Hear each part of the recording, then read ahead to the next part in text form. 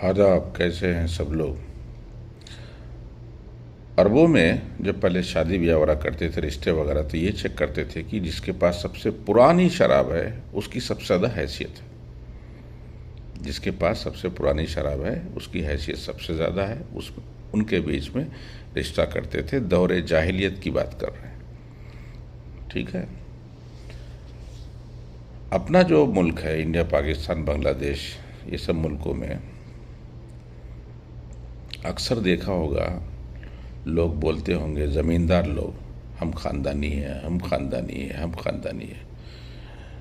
خاندانی تھے، اب نہیں رہ گئے. رسی جل گئی مگر ایٹھن باقی ہے. غلط فہمی کے لوگ شکار ہیں. خود اپنی تعریف کریں گے، سمجھ گئے نا بات؟ خود ہی اپنی تعریف کریں گے سب کے سامنے، ہم خاندانی ہیں، ہم خاندانی ہیں.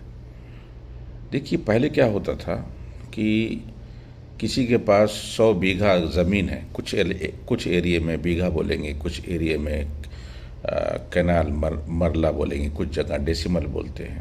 ٹھیک ہے. اب میں انڈیا کی اگر میں بات کروں تو کچھ اسٹیٹ کے اندر، خاص طور سے یو پی وغیرہ کی اگر میں بات کروں تو بولیں گے ہمارے پاس 100 بیگھا زمین ہے. اچھا بھیا، تو کتنے بیٹے تھے؟ آپ کے دادا کے پاس 100 بیگھا تھی نا.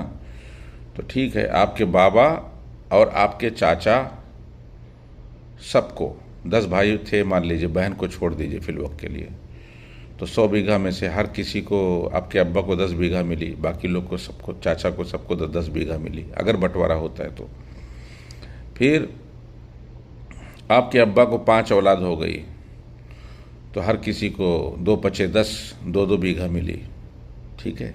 ابھی تو اگر آپ مسلمان ہیں اس کے حساب سے، سورہ نساء کے حساب سے، ابھی تو آپ کے دادا کی سگی بہن جو تھی ان کو دینا ہے حصہ. پھر آپ کے والد کی جو سگی بہن ہے ان کو حصہ دینا ہے، بوا لوگ، پھوپھی لوگ کو. پھر آپ کی جو بہن لوگ ہیں ان کا حصہ دینا ہے. تو آپ کو جب پورا حساب کیا جائے گا، بولنے کے لیے تو آپ 100 بیگھا بول رہے ہیں، لیکن آپ کو 1 بیگھا کا کہیں پہ 20 بسوا ہے، کہیں پہ 10 بسہ ہے. مٹھی بھر زمین آپ کے پاس آئے گی جو آپ کے پاس غیر ضروری غرور ہے. ہوتا پہلے کیا تھا اصل میں، زمینوں کا بٹوارہ نہیں کرتے تھے. کئی نسل ایک ہی گھر میں رہتے تھے، زمین کا بٹوارہ نہیں ہوتا تھا، عیب مانتے تھے.